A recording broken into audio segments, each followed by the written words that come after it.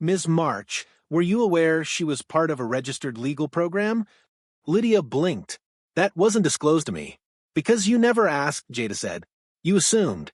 And now you're trying to weaponize my presence because you lost? Judge Brooks nodded slowly, then turned to Lydia's lawyer. This is bordering on malicious litigation. I'm dismissing the claim. And, Ms. March, you'll be hearing from the Ethics Review Board shortly. Lydia didn't move. She just stared straight ahead, like it wasn't happening, like the walls weren't caving in. But they were. Outside the courtroom, Jada and Andre stepped into the sun.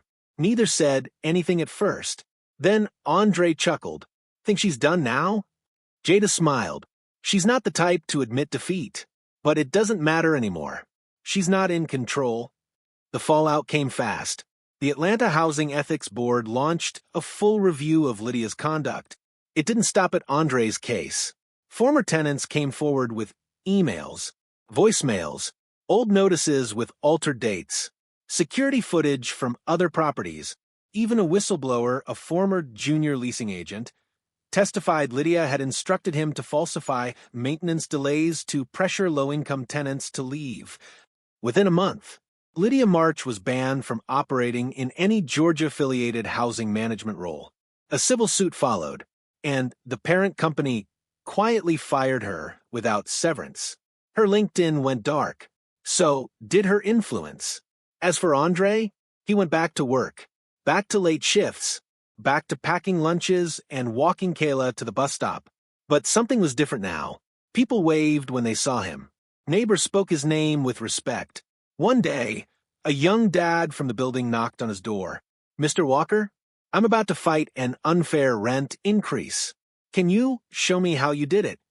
Andre smiled. Yeah, I got time.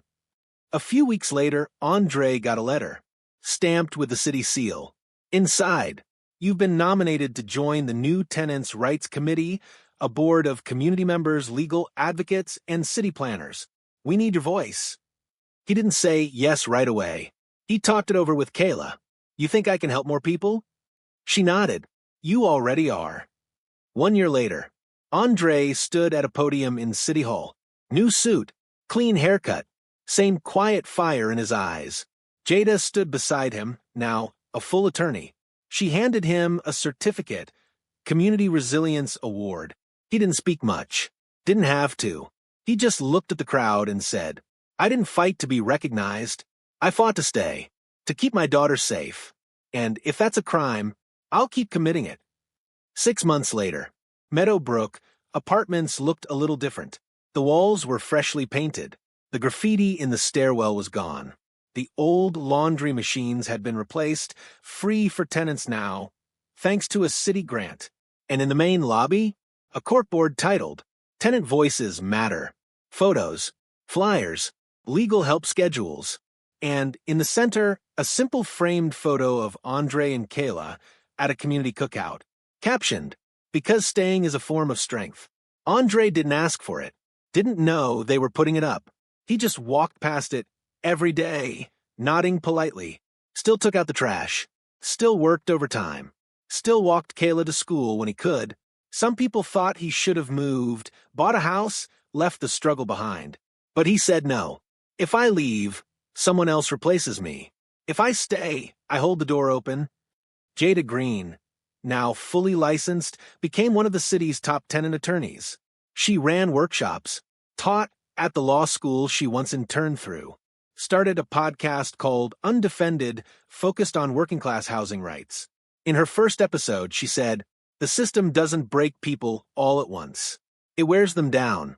Andre reminded me that standing still is sometimes the bravest thing you can do. And Lydia? Gone. No lawsuits, no press appearances, no tearful apologies. Just silence. Rumor was she moved to Florida. Tried to restart in private real estate. But her name was Googleable now. Her history? Stamped in digital ink. And every time she applied for a new position, the past followed her. One Friday afternoon, Andre stood in front of a small group of tenants in the community room, folding chairs, donuts in the back, flyers on the table. He wore a polo shirt and beat-up sneakers. No suit, Just presence. I'm not here as your leader, he said. I'm here as your neighbor. We deserve fair leases. We deserve to be heard. And if you ever feel like you can't fight this alone, come find me. Someone clapped, then another. A slow wave of respect, not for noise, but for consistency. Later that evening, Kayla was sketching something at the table. Andre peeked over her shoulder. It was a drawing of their apartment building, but brighter, greener. And in front of it, a man holding a set of keys. A little girl beside him. Both smiling. That us? He asked. Yep. But that's not just our building, she said. That's our whole block. And you're the reason it stayed the same? He nodded. Nah, we did that. Together. Final scene, narrator voiceover for YouTube. He didn't march. He didn't shout. He didn't get revenge. He just stood his ground. And when the storm came, he didn't move. Andre Walker wasn't loud, but he was unshakable. And sometimes the quietest ones are the ones who save everything. Speech balloon, drop a comment if you've ever had to fight for something that should have never been taken in the first place. Thumbs up like this video if you believe ordinary people deserve extraordinary respect. Bell subscribe for more stories where justice comes late but lands hard. He said it over and over, until his voice stopped shaking. Then, on Friday, things changed. Andre came home from his warehouse shift to find a white envelope taped to his door. It wasn't from Lydia. It was a subpoena. A motion had been filed to review Andre's custody status. The claim? Potential instability of housing and financial risk endangering minor child. Andre stood in the hallway, frozen. The envelope shook in his hand. Kayla opened the door behind him, smiling. You brought pizza? He dropped the envelope, scooped her into a hug, held her longer than usual. Later that night, Jada was pacing in Andre's living room, furious. She's not just trying to evict you now, she's trying to break you. Can she do it? Jada paused. No judge is going to take your daughter based on one eviction filing. But it's designed to rattle you, to make you panic. Andre sat down slowly. It's working. Meanwhile, across town, Lydia stood in a penthouse office, phone to her ear. He's backed into a corner now, she said calmly. One more push and he'll cave. Are you sure this is safe? He has no money, no power, no voice. This city doesn't care about people like him. She smiled, but they care about property, and I own the lease. Saturday, 3:03 p.m. The courthouse was quiet. Andre and Jada sat side by side in the lobby, suit jackets on, nerves tight. The motion to challenge the eviction would be heard in room 212. They were fourth on the docket. As they waited, a familiar voice echoed down the hallway. I didn't expect you to bring help. Lydia, flawless hair, silk blouse, clipboard in hand. Jada stood slowly. Ms. March, long time. Lydia raised an eyebrow. So, you're the intern, still chasing lost causes. Jada didn't flinch. Still writing fake complaints? Lydia smiled, sharp and cold. Careful, sweetie. That anger won't serve you in court. She turned to Andre. You still have time to walk away. I can make the hearing go away if you agree to vacate quietly. I'll even waive last month's rent. Andre stood up, buttoned his jacket. I'm not walking. I'm standing. For once. Courtroom 212. 4:22 p.m. Andre stood before the judge, hands steady. Jada handled the legal framing, but Andre, he spoke for himself. Your Honor, I've lived in that unit for 7 years. I've paid rent on time every month. I've raised my daughter there. And every violation they claim, I can disprove. He presented his bank receipts, printed text records, signed character references from 3 neighbors, a photo of the AC unit dated and unfixed for 12 days. Then Jada dropped the final piece, a recording from another tenant anonymously submitted. In the audio, Lydia's voice. If we push hard enough, he'll leave. These people always do. The courtroom fell silent. The judge looked up slowly. Ms. March, do you deny this is your voice? Lydia hesitated, then nodded once. That was taken out of context. The judge didn't smile. I've heard enough. Motion to vacate denied.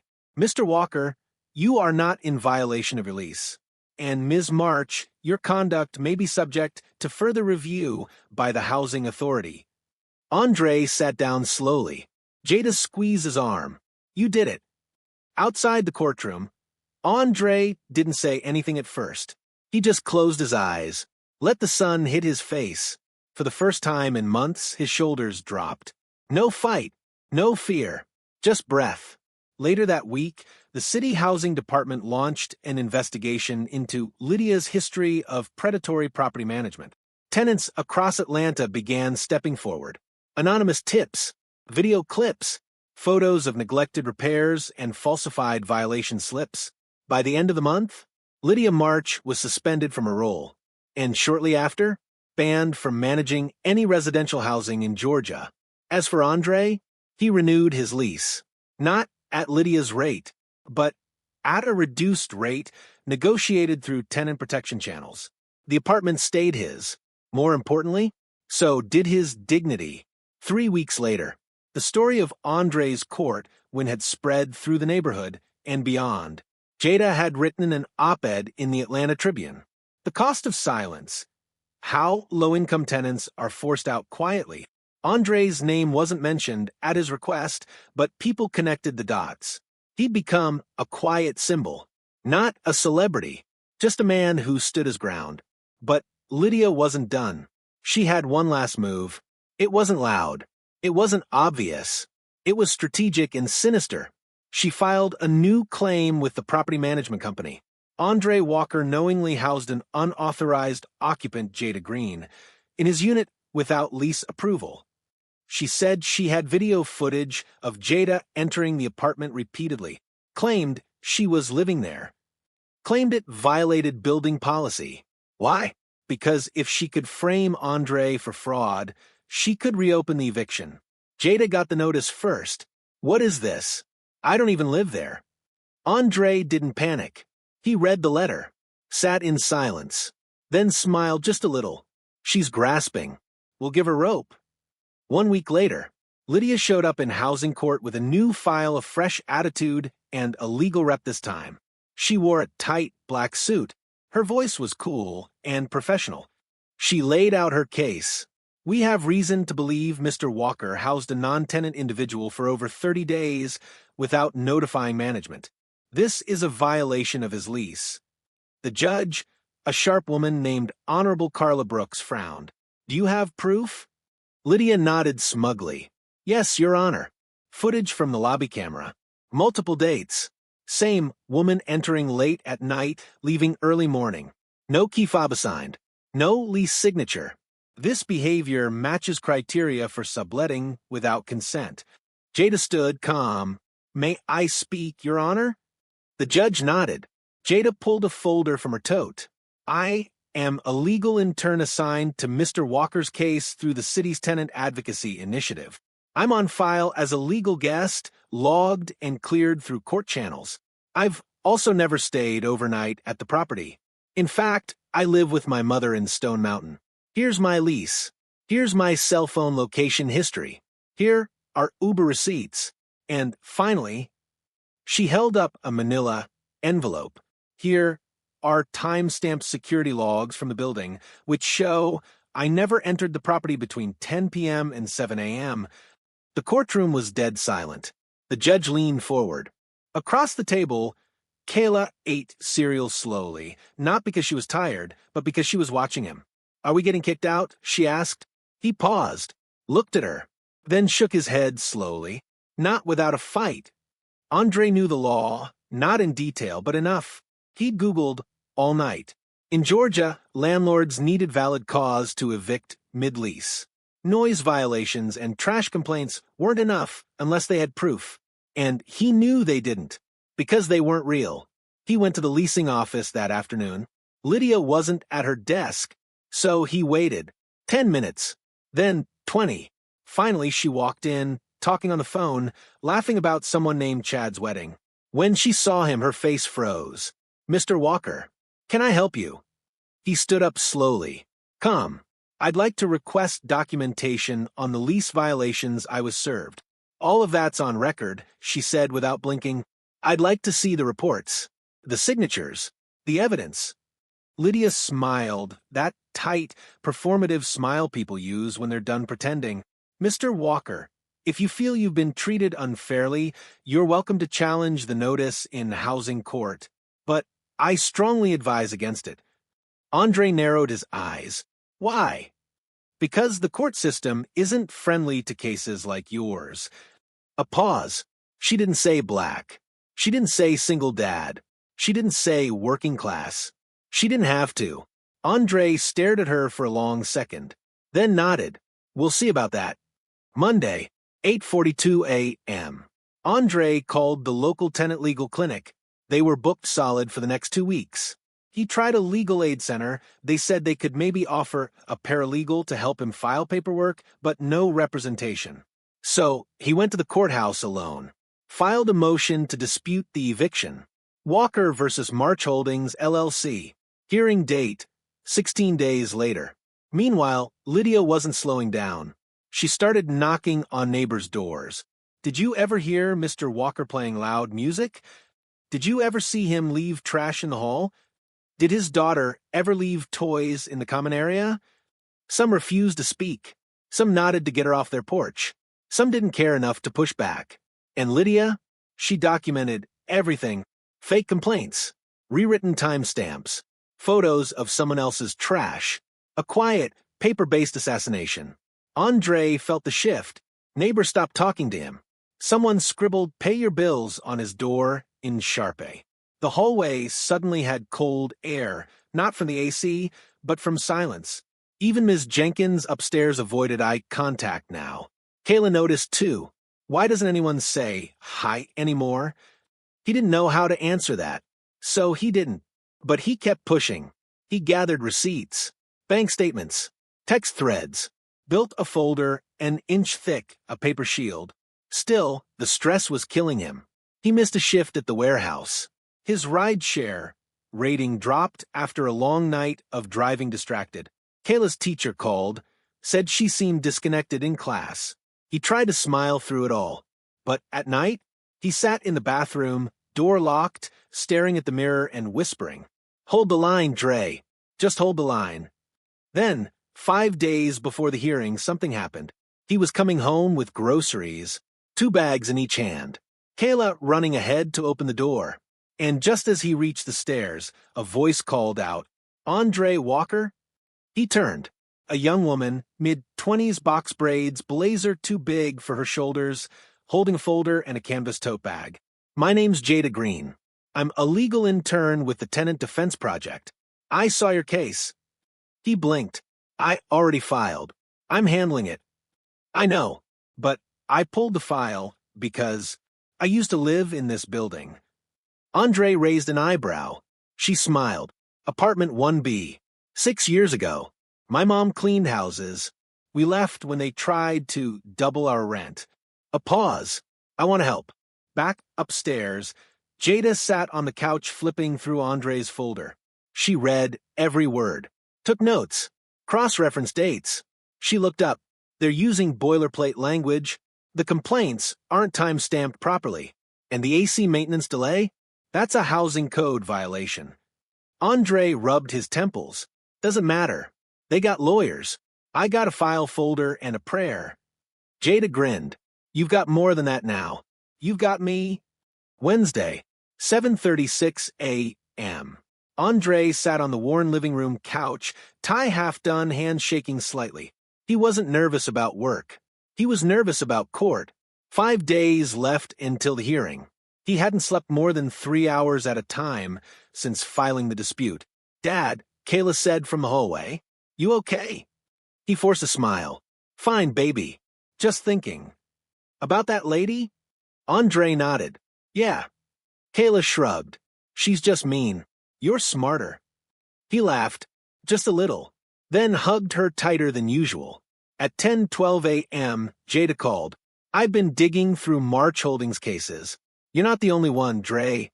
There are 6 other active eviction filings under Lydia's name this quarter alone. How many got lawyers? None. They're all solo. So she picks folks who can't fight back. Exactly. She paused. But we can, and we will. They spent the next 3 days building a case. Jada coached Andre on courtroom language. No us or I thinks. Speak clearly. Stay calm. Present facts. Andre practiced at night, standing in front of the bathroom mirror. Your Honor, I never received proper documentation. I have bank receipts proving I paid rent on time every month. Some fights aren't about winning, they're about being seen. This is the story of Andre Walker, a quiet, hard-working black father raising his daughter alone. He pays rent on time, never causes trouble, and all he wants is to give his little girl a safe place to sleep at night. But when a new property manager moves in, everything changes. Fake violations, sudden rent hikes, eviction threats. Not because he broke the rules, but because he didn't fit their vision of who belonged. Andre's pushed to the edge, and just when it seems like the system is about to crush him, someone fights back. And what happens in that courtroom? No one saw it coming. Speech balloon comment if you've ever had to fight for something that should have been yours to begin with. Thumbs up like this video if you believe dignity is worth defending. Bell subscribe for more true stories of justice, resilience, and karma that hits hard. Atlanta, Georgia. 6:11 a.m. The apartment was small, clean, and still dark. The only light came from the kitchen, a soft, golden glow spilling across the worn linoleum floor. Andre Walker stood in front of the stove, frying eggs in a scratched-up pan. He moved with purpose, not rushed, not slow, just practiced. Every move had weight, like he'd done this 100 times before. Because he had. He glanced at the clock. 6:13. Kayla, he called out. You got 7 minutes. A tiny groan came from the hallway. Then, I'm already up. Then I better smell toothpaste soon. He smiled, cracked one more egg, flipped 2 slices of turkey bacon. Andre was 37, tall, solid build, with tired eyes that still held kindness.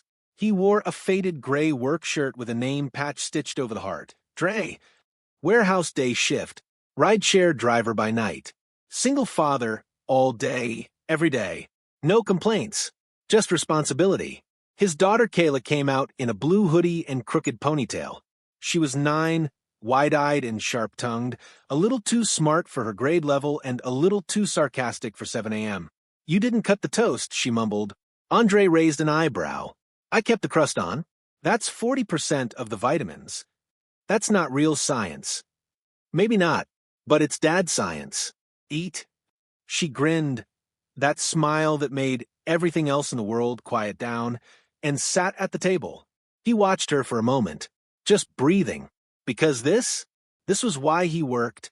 They lived on the 3rd floor of Meadowbrook Apartments, a low-rise building built in the 70s, peeling paint, leaky pipes, but good bones. Mostly Black and Latino families, retirees, students, young parents like him. The rent was barely manageable, $940 a month. But it was home. Andre had lived there since Kayla was 2. The neighbors knew them. The old guy on the 1st floor always gave Kayla candy. Ms. Jenkins upstairs prayed over them every Sunday, whether they liked it or not. And nobody messed with Andre. Not because he was tough, but because he was respected. Until she showed up. Lydia March, new building manager. Blonde, designer shoes, real estate background from Buckhead, came in with a clipboard, a Bluetooth headset, and zero regard for anyone without a trust fund. The first time Andre met her, she didn't shake his hand. She looked around his hallway, wrinkled her nose, and said, "These units have a lot of wear and tear, huh?" He gave her a polite nod. They've been through life, like the rest of us. She didn't laugh. In her first week, she posted new safety policies. No sitting in the hallway. No grills on balconies. No kids playing in the courtyard after 6 p.m. No excessive music, whatever that meant. She installed cameras. Put locks on the laundry room. Started sending out notice to comply slips like coupons. Then the rent increases hit. Not by a lot. Just enough. $940 to $1,020, then $1,095. Andre kept paying, but then came the first warning. A yellow paper on his door. Violation, improper trash disposal, first notice. Andre read it 3 times. Confused. He always took the trash out. Always double-bagged. Hell, he was the one cleaning up after the kids left juice boxes by the stairs. He went to the office to ask. Lydia didn't look up from her computer. Multiple residents reported it. I'm just doing my job. Andre stayed calm. Can I see those reports? They're anonymous. But it's on record now. He nodded once. Left. Didn't argue. Didn't make a scene. But in his chest, something shifted. 2 weeks later, another notice. Noise violation. Excessive volume after 10 p.m. That one hit harder. Because Andre wasn't even home. He'd been doing ride share all night to cover Kayla's school trip. The only person home was his mom, 68 years old with bad knees and a church playlist that stayed under 30% volume. This time, he didn't go to the office. He emailed. Professional. Clear. Got a 1-line reply. Please keep all noise to a minimum. Further violations will be recorded. No explanation. No proof. Just a slow build of pressure. Kayla noticed it too. Why's that lady always look mad at us? She whispered one day as they walked past Lydia's office. Andre didn't answer right away. Then, finally, some people decide who you are before they know you. Kayla frowned. That's dumb. He smiled.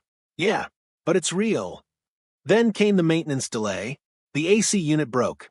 In August, Andre submitted the request the same day. Got a reply saying it would be fixed within 5 to 7 business days. Day 9, still nothing. He followed up. No reply. Day 12, he went to the office. Sorry, Lydia said.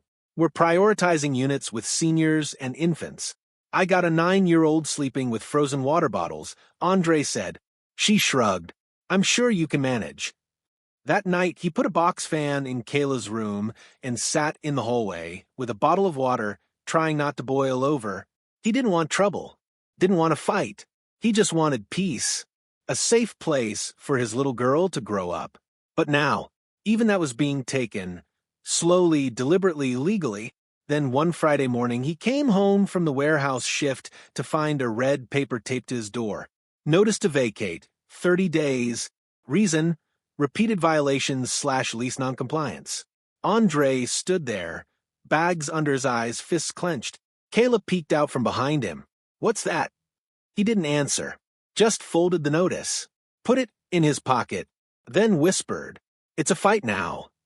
Saturday, 10:07 a.m. Andre sat at the kitchen table, holding the red notice to vacate in one hand and a black coffee in the other.